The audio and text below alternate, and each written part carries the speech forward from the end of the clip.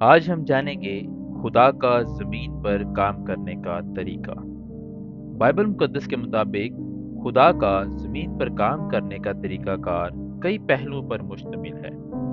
خدا اپنے کام کو مختلف ذرائع سے انجام دیتا ہے، جن میں تخلیق، وحی، نبیوں اور رسولوں کے ذریعے ہدایت، یسوع المسیح کی زندگی اور قربانی، روح القدس کی رہنمائی اور قیامت اور آخری عدالت شامل ہیں۔ آئے ہم اس کو تفصیل سے دیکھتے ہیں۔ تخلیق اور فطری قوانین کے ذریعے کام کرنا۔ بائبل مقدس کے مطابق خدا نے زمین اور کائنات کو تخلیق کیا اور اسے ایک منظم طریقے سے چلایا۔ پیدائش کی کتاب میں ہم دیکھتے ہیں، ابتدا میں خدا نے آسمان اور زمین کو پیدا کیا۔ یہ ظاہر کرتا ہے کہ خدا اپنی قدرت کے ذریعے کائنات کو سنبھالتا ہے اور فطری قوانین کے ذریعے اپنی مرضی کو پورا کرتا ہے، جیسے موسم، کشش، نقل اور زندگی کے بنیادی اصول۔ خدا نے مختلف اوقات میں اپنے نبیوں اور رسولوں کے ذریعے بنی نوع انسان کی ہدایت کی۔ خدا نے قدیم زمانہ میں نبیوں کے ذریعے سے کئی بار اور کئی طرح سے باپ دادا سے کلام کیا، لیکن ان آخری دنوں میں ہم سے بیٹے کے وسیلہ سے کلام کیا۔ یہ ظاہر کرتا ہے کہ خدا اپنی مرضی اور پیغام کو نبیوں کے ذریعے پہنچاتا ہے اور آخر میں یسوع المسیح کے ذریعے حتمی وحی عطا کی۔ خدا نے زمین اور مختلف نبیوں کو بھیجا تاکہ وہ لوگوں کو اس کی مرضی کے مطابق زندگی گزارنے کی ہدایت دے۔ موسیٰ کو خدا نے بنی اسرائیل کو مصر کی غلامی سے نکالنے اور شریعت دینے کے لیے استعمال کیا، لیکن داؤد اور سلیمان کے ذریعے خدا نے اپنی بادشاہت کو زمین پر ظاہر کیا۔ یسایہ، یرمیہ اور دیگر نبیوں کے ذریعے خدا نے بنی اسرائیل کو خبردار کیا اور مسیح کی آمد کی پیشن گوئی کی۔ بائبل مقدس کے مطابق خدا نے انسانوں کے گناہوں کی معافی اور ابدی زندگی کے لیے یسوع المسیح کو زمین پر بھیجا۔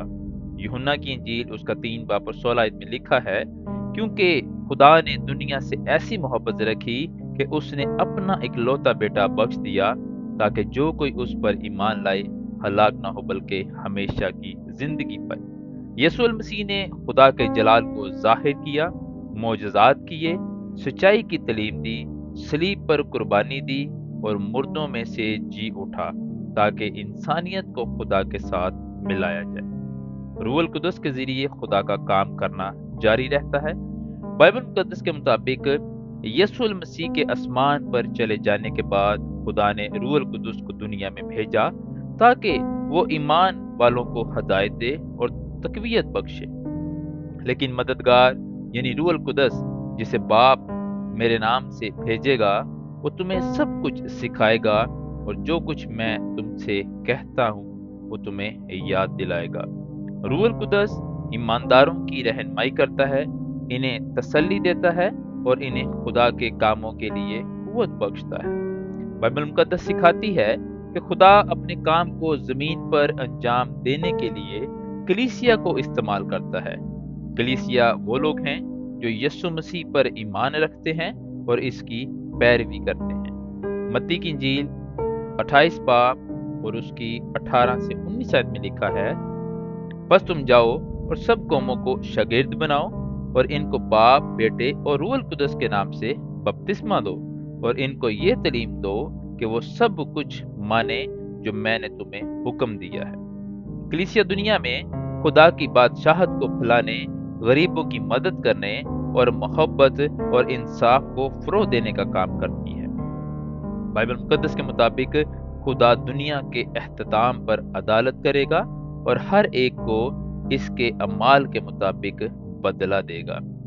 آج ہم نے جانا کہ بائبل مقدس کے مطابق خدا کا زمین پر کام کرنے کا طریقہ کیسا ہے۔ ہماری مزید ویڈیو دیکھنے کے لیے ہمارے یوٹیوب چینل اور فیس بک کو دیکھیں اور اپنی غلط فہمی دور کرنے کے لیے ہمارے اس جی میل اور ہمارے اس واٹس ایپ نمبر پہ رابطہ کریں۔